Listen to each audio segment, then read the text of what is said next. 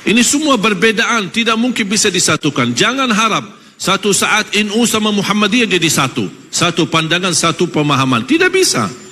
Karena itu lawan sunnatullah. Bismillahirrahmanirrahim. Sudah lalu.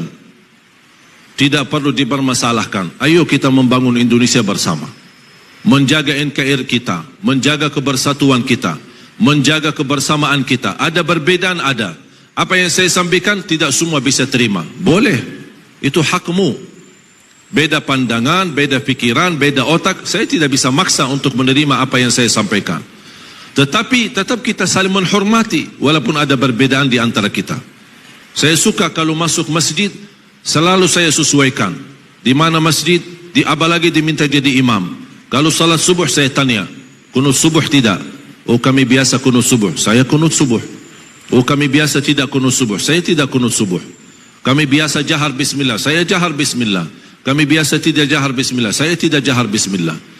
Ini semua berbedaan, tidak mungkin bisa disatukan. Jangan harap satu saat NU sama Muhammadiyah jadi satu. Satu pandangan, satu pemahaman. Tidak bisa. Karena itu lawan sunnatullah. Sunnatullah, Allah menciptakan manusia dengan adanya perbedaan. Kenapa tidak bisa disatukan? Karena beda otak. Dan tidak bisa jadikan manusia satu otak, satu fikiran, satu pandangan. Contoh sederhana, Imam Syafi'i belajar agama sama siapa? Muridnya siapa? Imam Maliki. Imam Maliki gurunya, tapi kok bikin mazhab sendiri? Tidak pernah Imam Maliki protes. Kok selama belajar sama saya terus bikin mazhab sendiri, enak-enak sih? Tidak pernah protes. Tidak pernah Imam Maliki berkata Imam Syafi'i sesat. Beda pandangan. Bahkan Imam Syafi'i sendiri punya dua pandangan, dua mazhab. Saya pernah baca satu buku sangat bagus. Sayang sekali belum ada bahasa Indonesia. Al-Imam Syafi'i wa madhabuhu al-qadim wa madhabuhu al-jadid. Imam Syafi'i dengan mazhab yang lama dan mazhab yang baru. Kok Imam Syafi'i punya dua mazhab? Ketika saya baca judulnya, kok Imam Syafi'i tak konsisten? Tapi begitu membaca dalamnya, subhanallah, terlihat kekayaan ilmu Imam Syafi'i yang mampu menyesuaikan. Ketika dia berada di Irak, beda ketika dia berada di Mesir. Beda budaya, beda kebiasaan, beda lingkungan, beda suasana. Makanya dia bisa menyesuaikan dengan ilmunya, cocok di Mesir dan cocok di Irak. Saya yakin kalau Imam Syafi'i masih ada, apalagi datang ke Indonesia, ada mazhab yang ketiga yang cocok dengan selera orang Indonesia. Dan perbedaan itu bukan berarti Islam, memang Islam satu, Quran satu, Nabi Muhammad satu. Apakah dasar Imam Maliki membawa agama Quran dan Sunnah? Dasarnya apa Imam Maliki? Quran dan Sunnah. Terus Imam Syafi'i apa dasarnya? Quran baru beda, Sunnah baru beda atau sama? Tapi kalau memang sama-sama membawa Quran, sama-sama bawa hadis, kenapa ada perbedaan? Bukan beda sumber agama, tetapi berbeda memahami isi Al-Quran. Yang terjadi beda pemahaman, bukan beda sumber agama. Mereka tahu semua kembali kepada Sunnah, semua kembali kepada hadis, semua kembali kepada Al-Quran. Tapi memahami isi Al-Quran dan memahami makna hadis.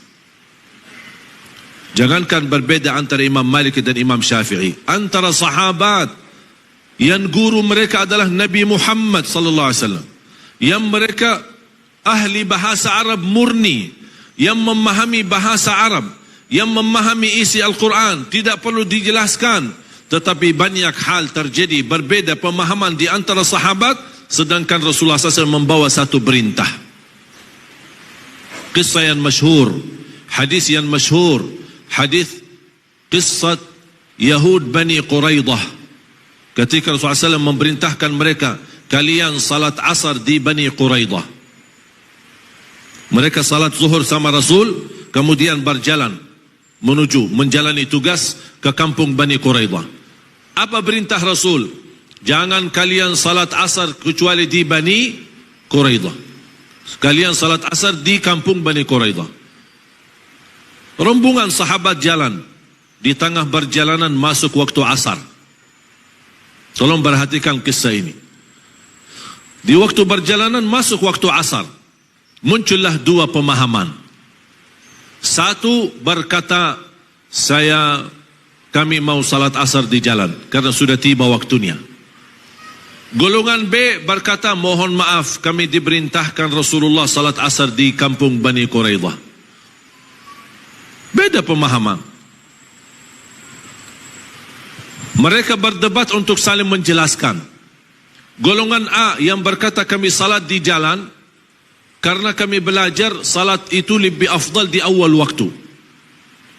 Yang kedua, maksud Rasul salat asar di Bani Quraidah, bercepatlah jalan agar bisa bertemu asar di Bani Quraidah. Ini bagi tafsir, bagi ijtihad. Sahabat golongan B, mohon maaf, kami tidak mau bagi ijtihad, tidak mau bagi ta'wil, tidak mau bagi tafsir. Perintah jelas, salat asar di Bani Quraidah. Sami'na wa ata'na. Sudah selesai. Ini ijtihad, ini tidak mau bagi ijtihad. Ini bagi ta'wil, ini tidak mau bagi ta'wil. Sampai ke salat asar sebagian, sisanya salat asar di Bani Quraidah. Ketika mereka sampai ke Bani Quraidah, sudah tiba waktu maghrib, sedangkan mereka belum salat asar. Salat asar qada, kemudian salat maghrib. Terjadi masalah, perbedaan. Mereka kembali kepada Madinah dan bertemu Rasul. Ya Rasulullah, terjadi silsilah perbedaan di antara kami. Ada yang salat di jalan, ada yang salat di kampung Bani Quraidah, padahal sudah masuk waktu maghrib. Yang benar yang mana ya Rasulullah? Rasul menjawab, dua-duanya benar. Dua-duanya benar. Semua berdakwah di Indonesia, insya-Allah saya yakin semuanya niat baik untuk Indonesia. Silahkan Bapak Ibu belajar. Siapapun yang datang ke tempat kita, tidak usah tahu latar belakangnya. Tidak usah tahu dia tamat mana. Saya tidak peduli tamatan mana. Mau dia tamatan Madinah, mau dia tamatan Makkah, mau dia tamatan Mesir, mau dia tamatan Maroke, dia mau tamatan Sudan, mau dia tamatan Hadramaut, Darul Mustafa, atau dunia tamatan Al-Ahqaf, atau apa saja, saya tidak peduli. Saya peduli isinya saya dengar. Manfaat saya ambil, tidak bermanfaat saya buang. Dan tetap guru itu kita hormati. Dan justru semakin belajar dalam perbedaan, man kathura ilmuhu qalla inkaruhu, semakin banyak ilmu kita akan berkurang mengingkari perbedaan. Yang membuat kita tidak menerima perbedaan karena kita tidak belajar. Kita hanya belajar satu pihak, membenarkan diri, merasa diri benar, yang lain sesat. Nah, ini bahaya. Oleh karena itu jamaah sekalian, sangat penting dalam perjuangan kita harus memsatukan visi dan misi kita, menyatukan umat dan tujuan kita.